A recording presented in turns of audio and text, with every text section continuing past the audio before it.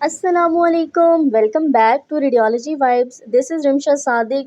तो आज हम जो टॉपिक डिस्कस करेंगे वो है अम्बिलिकल डॉपलर अल्ट्रासाउंड हम क्यों करवाते हैं और सोनोग्राफी पे हमने क्या देखना होता है, कौन कौन से कॉजेज़ हैं। तो इसको जो है वो मैं मल्टीपल पार्ट्स में डिवाइड करूँगी, क्योंकि अगर मैं इसको एक ही वीडियो में डिस्क्राइब करने बैठूँ तो बहुत लंबी वीडियो बन जाएगी। तो हम जो है वो इसको पार्ट्स में डिवाइड करके आपके साथ जो है वो वीडियो शेयर करूँगी। टॉपिक को स्टार्ट करते हैं। अम्बिलिकल अल्ट्रासाउंड, अम्बिलिकल आर्टरी का जो डॉपलर अल्ट्रासाउंड है वो क्यों किया जाता है और ये होता क्या है। अम्बिलिकल अल्ट्रासाउंड जो है, डॉपलर अल्ट्रासाउंड, हम देखते हैं ब्लड सर्कुलेशन देखने के लिए बेबी की, और इसके अलावा जो यूट्रस की ब्लड सर्कुलेशन है वो देखने के लिए हम डॉपलर अल्ट्रासाउंड करते हैं, और ब्लड फ्लो वेजल्स में देखने के लिए हम जो है वो अल्ट्रासाउंड करते हैं। अब हमने बेबी का ब्लड फ्लो जो है वो डिफरेंट रीजन्स में देखना होता है। अम्बिलिकल आर्टरी, यूट्राइन आर्टरी, इसके अलावा एमसीए वगैरह देखना होता है, लेकिन इस टॉपिक में हम अम्बिलिकल आर्टरी को डिस्कस करेंगे। अगर हम इसके कॉजेज़ की बात करें तो कॉजेज़ क्या हैं, क्या वजूहत हैं कि आपको जो है वो आपका डॉक्टर सजेस्ट करता है कि आपने डॉपलर अल्ट्रासाउंड करवाना है। इनमें से मैटरनल कॉजेज़ भी हो सकते हैं और फीटल कॉजेज़ भी हो सकते हैं, यानी कि कुछ जो है वो मैटरनल कॉजेज़ की बेस पे डॉक्टर सजेस्ट करता है कि आप जो है वो अम्बिलिकल आर्टरी का डॉपलर अल्ट्रासाउंड करवा के आएँ, या फिर वो आपको जो है वो कह देते हैं कि आप जो है अपना डॉपलर स्कैन करवा के आएँ। तो इसके मल्टीपल रीज़न्स होते हैं। अब रीज़न्स क्या होते हैं वो हम डिस्कस करते हैं। अगर मैटरनल कॉजेज़ की बात की जाए तो मैटरनल कॉजेज़ में इंड्यूस्ड हाइपरटेंशन आ सकता है, PIH आ सकता है।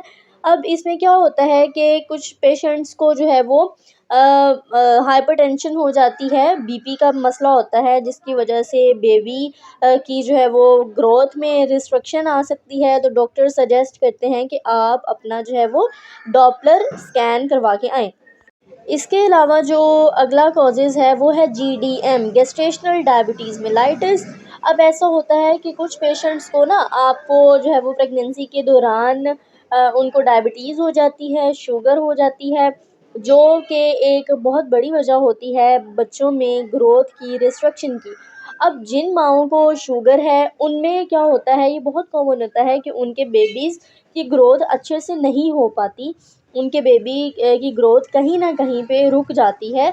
तो ऐसे पेशेंट्स को, ऐसी माँओं को भी हमने जो है वो अपना करवाना होता है अम्बिलिकल आर्टरी का डॉपलर अल्ट्रासाउंड।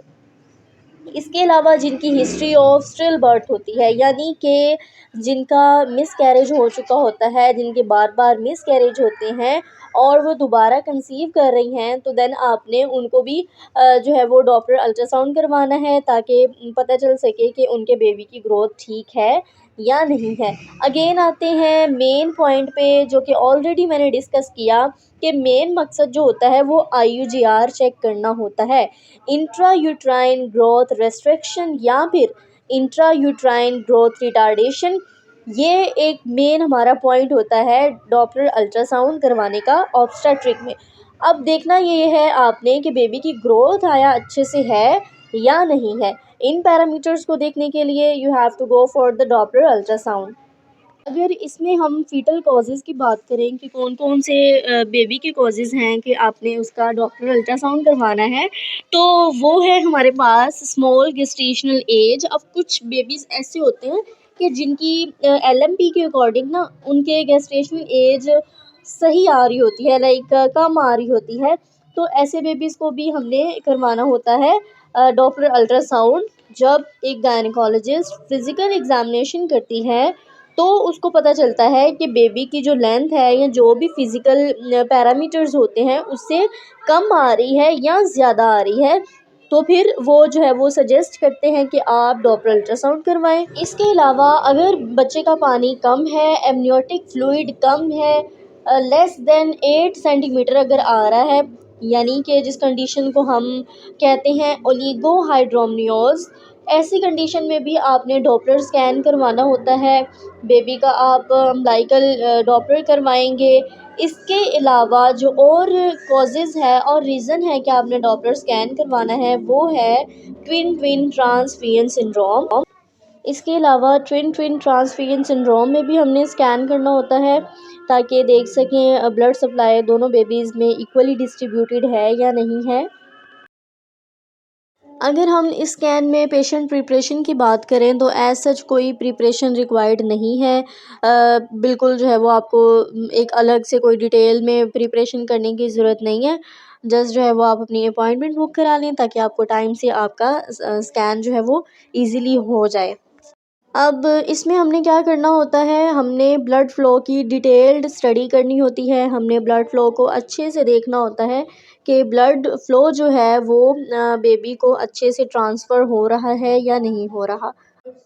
अब आपको इस इमेज में नज़र आ रहा होगा कि जो नीचे वाइट वाइट से बने हुए हैं टॉप्स, ठीक हो गया। ये हमारे पास इसके जो हाई पीक के एरियाज़ हैं वो हैं क्रस्ट, और जो दूसरे हैं वो ट्रफ्स हैं, यानी कुछ पीक के एरियाज़ हैं और कुछ कम पीक के एरियाज़ हैं।